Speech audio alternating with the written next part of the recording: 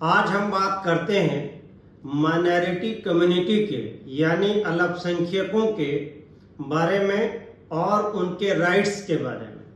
तो सबसे पहले एक एक्ट से शुरू करते हैं। उस एक्ट का नाम है नेशनल माइनॉरिटी कमीशन एक्ट 1992। अब इस एक्ट का डिटेल और डिस्क्रिप्शन बॉक्स में डिटेल देंगे, लेकिन इन शॉर्ट उसके बारे में ये बताते हैं कि अगर कोई भी माइनॉरिटी तबके से या माइनॉरिटी इंस्टीट्यूशन से या जो अल्पसंख्यक मत में हो या अल्पसंख्यक में हो, अगर उनके खिलाफ कोई अधिकारी, पराधिकारी या कॉम्पिटेंट गवर्नमेंट के एम्प्लॉय या उसके अधिकारी या XYZ कोई भी या किसी के द्वारा अगर उनके अल्पसंख्यक होने, कास्ट के बेस पे, रिलीजन के बेस पे या धर्म के बेस पे अगर उनका उत्पीड़न होता है, तो ऐसे मामले में नेशनल माइनॉरिटीज कमीशन एक्ट के सेक्शन 9 में कंप्लेंट फाइल कर सकते हैं। और ऐसी कंप्लेंट पर माइनॉरिटी कमीशन, चाहे वो नेशनल माइनॉरिटी कमीशन हो या वो स्टेट कमीशन हो, दोनों यानी हर स्टेट में एक माइनॉरिटी कमीशन स्टेट की होगी और एक इंटायरिटी नेशनल माइनॉरिटी कमीशन होगी।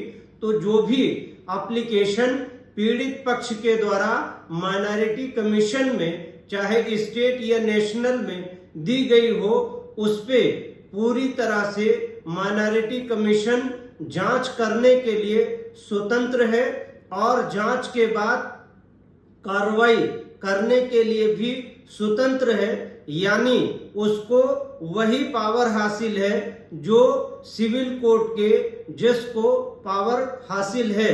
और माइनॉरिटी कमीशन चाहे वो स्टेट की हो चाहे वो नेशनल हो, यानी उसको कॉन्स्टिट्यूशन ऑफ इंडिया के तहत बनाया गया है, यानी वो कॉन्स्टिट्यूशनल बॉडी है और उस बॉडी को अपर बॉडी माना जा रहा है। उसके द्वारा लिया गया फैसला यानी निचली किसी भी अदालत में या उसके द्वारा दिया गया रिकमेंडेशन किसी भी निचली अदालत में चैलेंज नहीं हो सकता। यानी मुंसिफ मजिस्ट्रेट सेशन कोर्ट तक उस ऑर्डर को चैलेंज नहीं कर सकते हैं और उस ऑर्डर को हाई कोर्ट वगैरह में SL 226 में किया जा सकता है। यानी सेक्शन 9 में एप्लीकेशन जो दी जाएगी, उस एप्लीकेशन को विधिवत अगर सिविल मैटर है तो वो पावर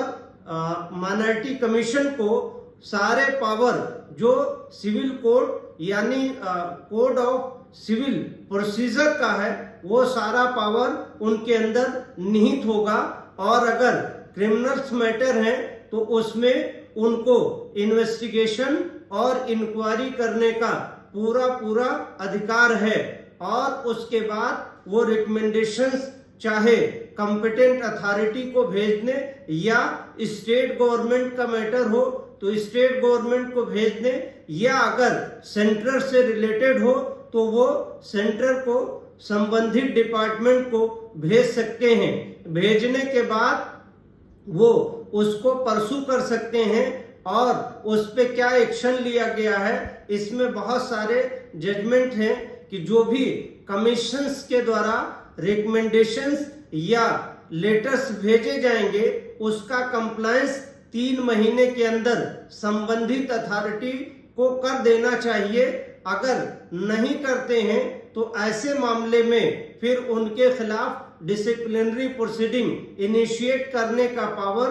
कमीशंस के पास मौजूद है। या तो कमीशंस के रिकमेंडेशंस को जिस अथॉरिटी के लिए रिकमेंड किया है वो अथॉरिटी उस ऑर्डर को असेल करें वो किसी सुप्रियर कोर्ट में, अदरवाइज उसे मानने के लिए, उसे कंप्लाई करने के लिए वो ड्यूटी बाउंड है। यानी commission national minority commission act 1992 एक अच्छा एक्ट है जिसका डिटेल रिव्यू हम बाद में करेंगे। आज यहीं तक। Thank you.